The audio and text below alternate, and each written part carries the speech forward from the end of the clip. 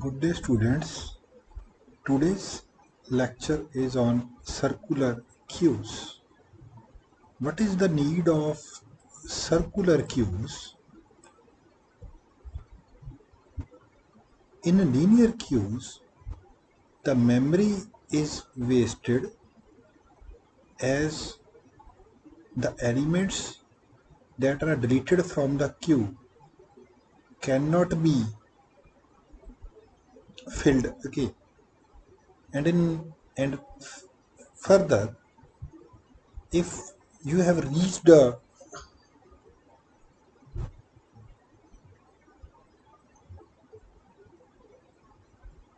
okay, further you cannot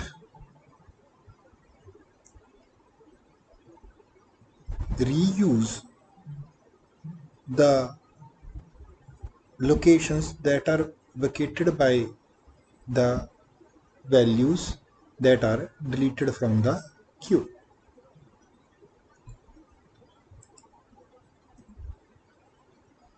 So in the last lecture we have discussed the limitations of linear queues.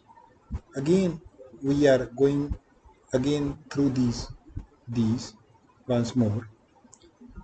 By the definition of a queue, when we add an element in the queue, rear pointer is increased by 1, and when we remove an element from the queue, front pointer is increased, that you know already, by 1. But in array implementation of the queue, this may cause problem. So this causes problems. But in case of array implementation, not in case of other implementation of the queue. For example, consider the operations performed on a queue. The queue size is 5. Suppose initially queue is empty and there is no element in the queue. So value of front is 0 and value of rear is equal to -1. There are two notations and we have used in which when the queue is empty, front is 0, rear is equal to -1. It means when rear is less than front, the queue is empty. Now, suppose we add 5 elements to the queue. So here you are watching that first 10 is added, then 20, then 30, then 40, then 50. The state of the queue becomes as follows. That is, front is 0 and rear is 4. Now suppose we delete 2 elements from the queue. The state of the queue becomes as follows. That is, front is 2, rear is 4, because front increased. When first element deleted, front increases 1. When second element increases, front again increases 1, and the value of front reaches to 2. But rear remains at 4. Now, actually, we have deleted 2 elements from the queue, so there should be space for another 2 elements in the queue. There is a space, this. But as rear pointer is pointing at last position and queue overflow condition is rear equal to size -1. When rear is equal to size -1 is true, we can't insert new element in the queue even if it has empty space. It has empty space, but we cannot insert elements in the queue. To overcome this problem, there is another variation of the queue that is called circular queue. So what we have done, we have connected the last pointer to the first one. In this way, we make it a, actually it is a linear, but we assume that after the last, it comes to the first. Actually, it is a linear.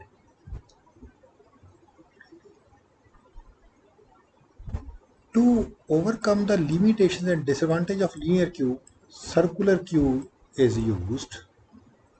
We can solve this problem by joining the front and rear end of the queue to make the queue as circular queue. So what we have done, we have joined the front and the rear of the queue.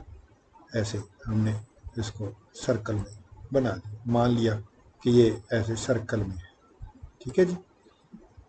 In circular queue, the last node is connected back to the first node to make a circle.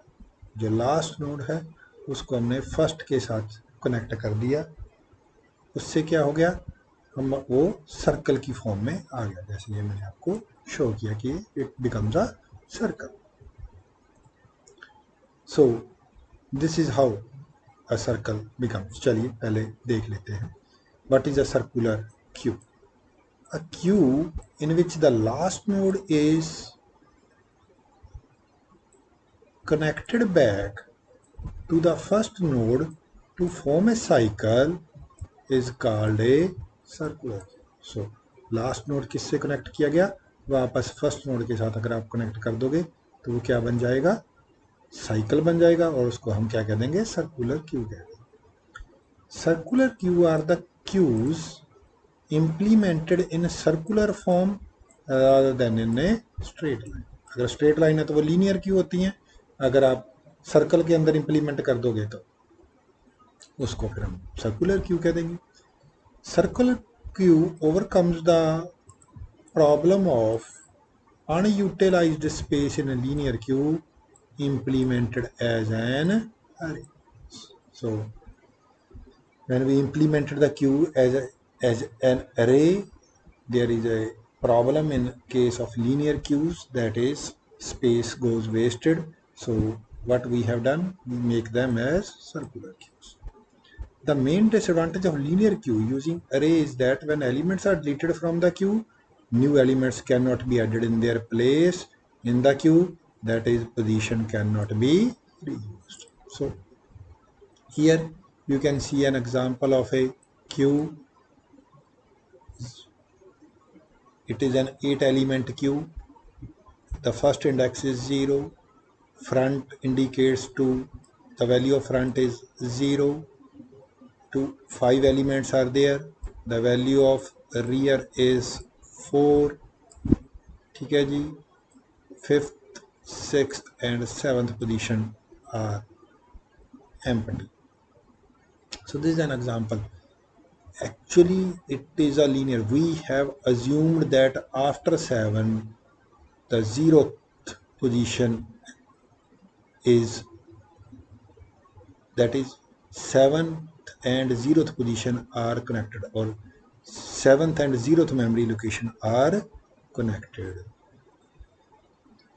That is, in case of the 7, we have I can say that in the 7th, in the address of 7th element there is the address of 0. In the address part of 7, the address of 0 is there.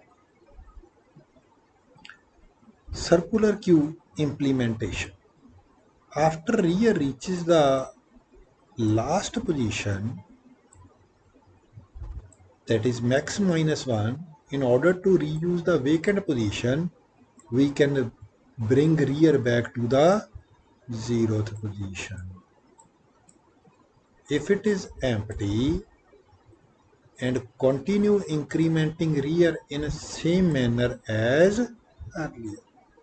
अगर वो खाली है तो 0th position अगर खाली है और हम मैक्स रियर है वो मैक्स माइनस 1 पोजीशन पे पहुंच गया, तो हम रियर को कहाँ पे ले आएंगे, 0 पे ले आएंगे, और फिर वो उसी तरीके से इंक्रीमेंट होता रहेगा जैसे पहले होता था.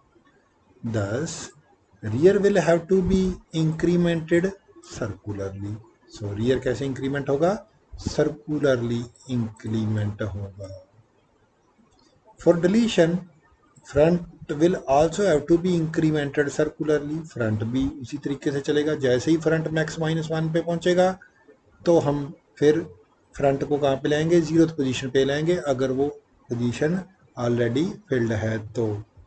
ठीक है जी. और उसको फिर हम वहाँ से एलिमेंट को डिलीट करना शुरू कर देंगे और फिर अर्लियर वाली पोजीशंस चीज़ें चलती रहेंगी. अरे इम्प्लीमेंटेशन देख लेते हैं सर्कुलर क्यूज़ की. ये सेम टू सेम है जैसे लीनियर क्यूज़ की थी, बस थोड़ा सा एक डिफरेंस आएगा. देखते हैं. Circular queues are implemented in C same as linear queues. Here we assume the convention that when a circular queue is empty, q dot rear is equal to -1 and q dot front is equal to -1. यहाँ पे वो दूसरी वाली convention नहीं लगाएंगे. When rear is equal to -1 and front is equal to 0, वो नहीं लगेगी. वो हम इस केस में वर्क नहीं करेगी. इस केस में ये वाली कन्वेंशन वर्क करेगी. That is q dot rear equal to -1, q dot front equal to -1. Again, so max q, we have a constant named max q having value 100, so we are making a queue of 100 elements. cq is a structure having 3 items. First one is having 3 elements, we can say. The first one is an array named item, which is of integer type array, and the size of this array is max q, that is 100 elements.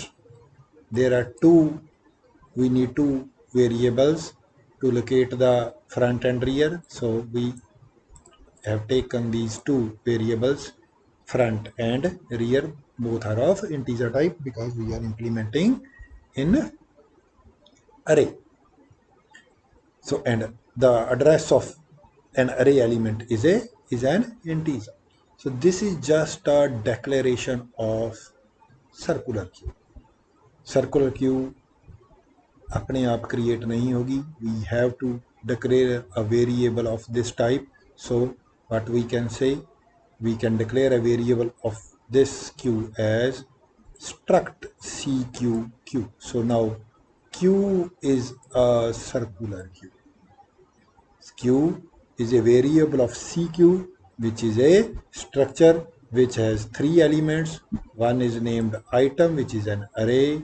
Second one is rear, and third one is front.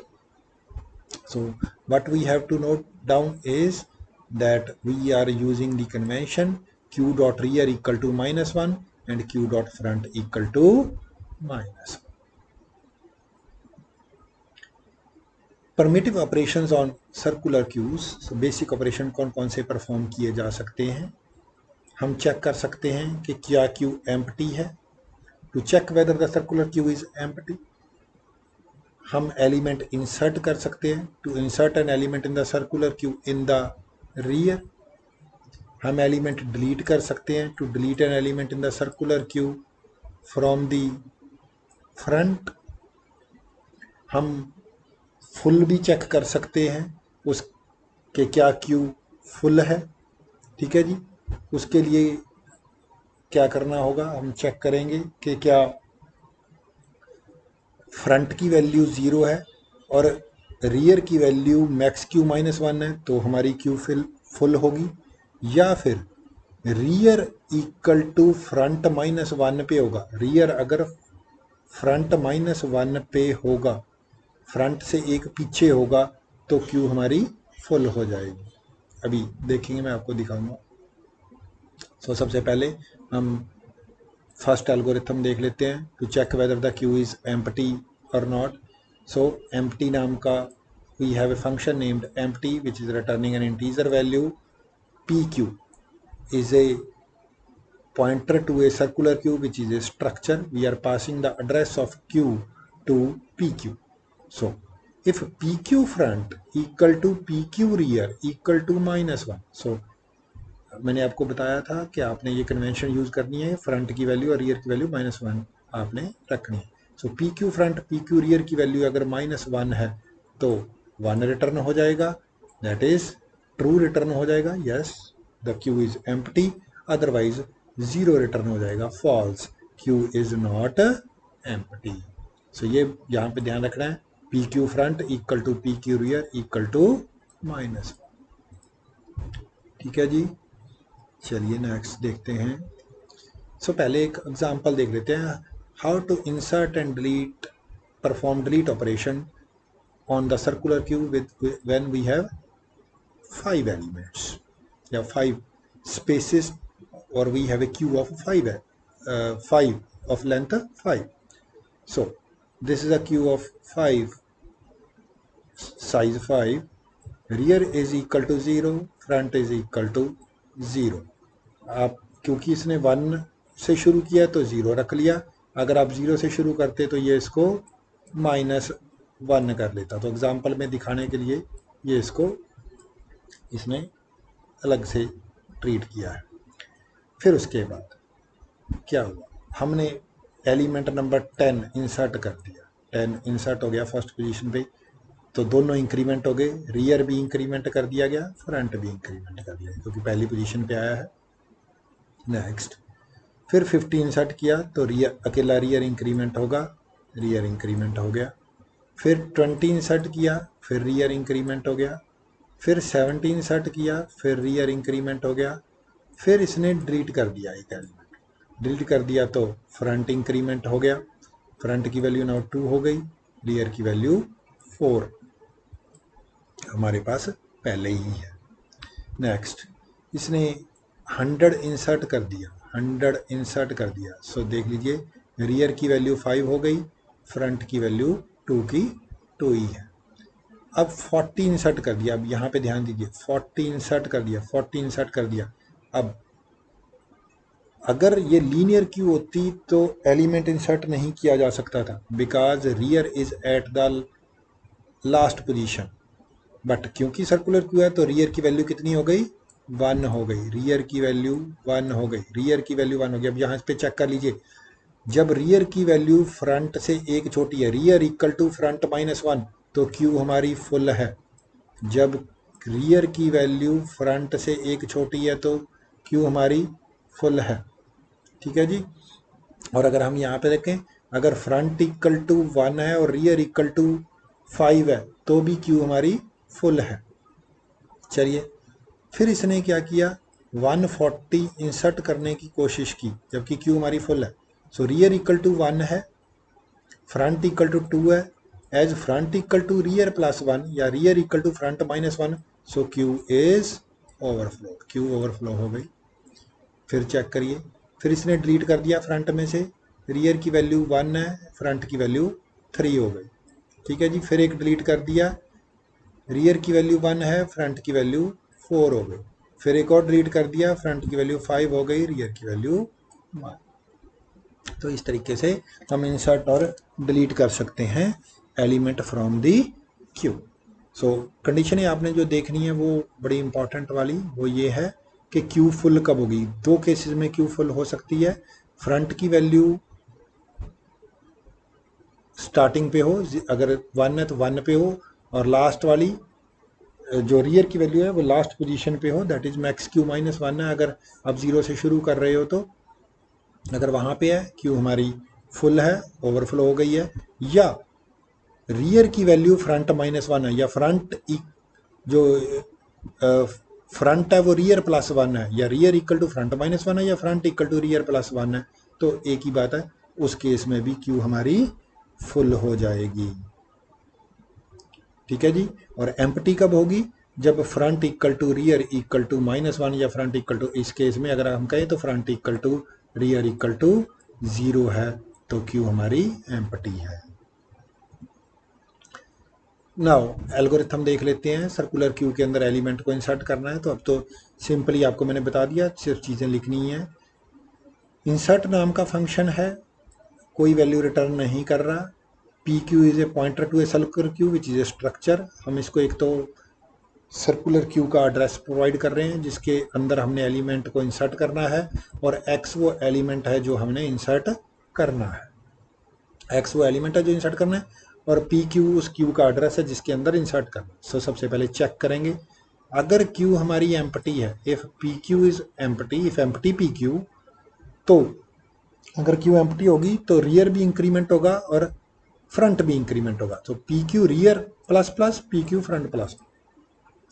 जब भी आपने element insert करना है, चाहे वो Q हो चाहे वो स्टैक हो, पहले पॉइंटर को इंक्रीमेंट करना है, फिर एलिमेंट को असाइन करना है। जब आपने डिलीट करना है तो पहले एलिमेंट डिलीट करना है, फिर पॉइंटर को इंक्रीमेंट करना है। सो हमने पॉइंटर्स को इंक्रीमेंट कर दिया। अगर Q हमारी एम्प्टी है तो दोनों इंक्रीमेंट हो गए, अदरवाइज। दूसरी कंडीशन चेक करते हैं। If PQ front is not equal to 0, front की वैल्यू 0 के इक्वल नहीं है, and PQ rear equal to max Q minus 1, और रियर की वैल्यू मैक्स Q माइनस 1 पे पहुंच गई। ठीक होगी जी बात। 0 पे नहीं है, इसका मतलब है आगे की लोकेशंस खाली हो चुकी हैं, बट रियर है वो मैक्स Q माइनस 1 पे पहुंच गया है। तो हम क्या करेंगे, PQ रियर की वैल्यू कितनी कर देंगे, 0 सेट कर देंगे, ताकि अब आगे की तरफ एलिमेंट्स को इंसर्ट किया जा सके। अदरवाइज तीसरी कंडीशन चेक करते हैं। पहली कंडीशन, Q हमारी एम्प्टी थी तो दोनों को इंक्रीमेंट किया गया, दोनों पॉइंटर्स को, रियर को भी और फ्रंट को भी। दूसरी कंडीशन चेक की, अगर फ्रंट की वैल्यू 0 नहीं है, रियर मैक्स Q माइनस 1 पे है, तो रियर 0 पोजीशन पे चला जाएगा। तीसरी कंडीशन, अगर PQ फ्रंट इक्वल टू 0 है and PQ rear equal to max Q minus 1 है, इसका मतलब है Q फुल है। और दूसरी कंडीशन क्या है फुल की, PQ rear equal to PQ front minus 1, PQ जो रियर है वो फ्रंट माइनस 1th पोजीशन पे है, यानी कि फ्रंट से एक पीछे है। तो इसका मतलब है Q ओवरफ्लो हो गई और हम प्रोग्राम से एग्जिट कर जाएंगे। अदरवाइज अगर ना तो ये पहली कंडीशन है, ना ये दूसरी कंडीशन है, ना ये तीसरी कंडीशन है, तो सिंपली हम रियर को इंक्रीमेंट करेंगे, यानी कि ये सिंपल आप कर सकते हो, इसमें कुछ अब आपने नहीं करना था। फिर हम क्या करेंगे, आइटम नाम के अरे के अंदर, PQ सर्कुलर Q के अंदर आइटम नाम का जो अरे है उसके अंदर rear position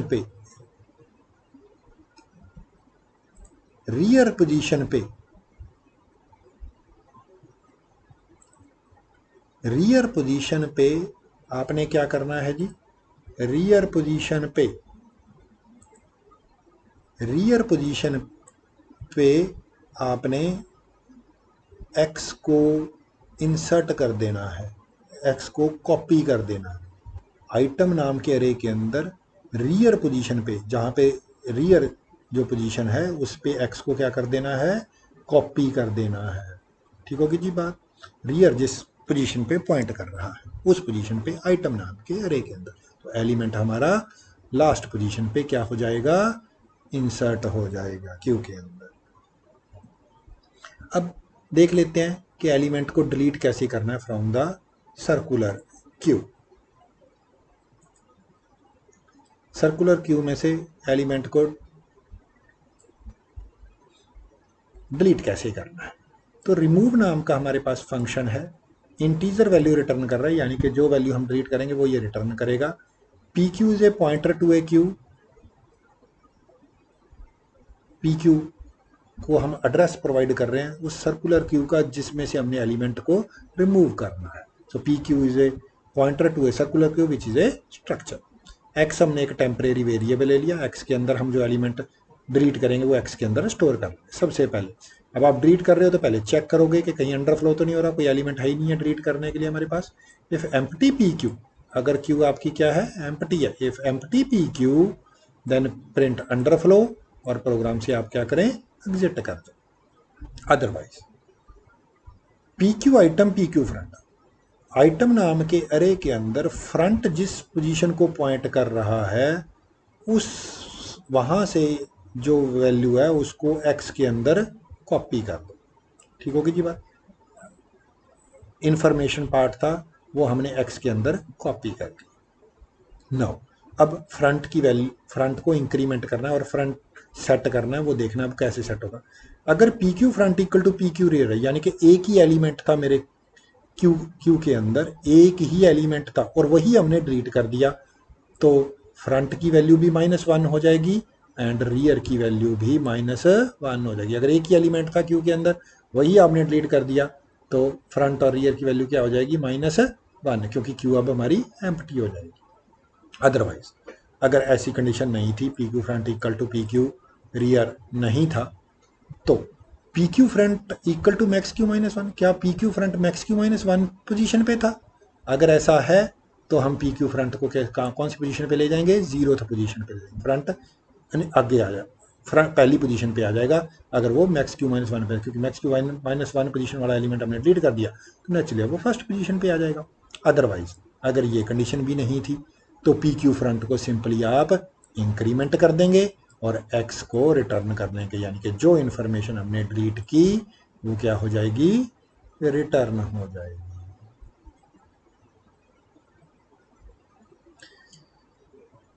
now what is the difference between linear Q and circular queue? Linear Q और सर्कुलर क्यू के बीच में क्या डिफरेंस है? ये बड़ा इंपॉर्टेंट क्वेश्चन है, पूछा जा सकता है 2 नंबर में आपसे। कहता लीनियर क्यू एक ऑर्डर लिस्ट है in which data elements are organised in a sequential order. Linear queue के अंदर एलिमेंट्स और किस वे में ऑर्डर्ड हैं? सीक्वेंशियल ऑर्डर में।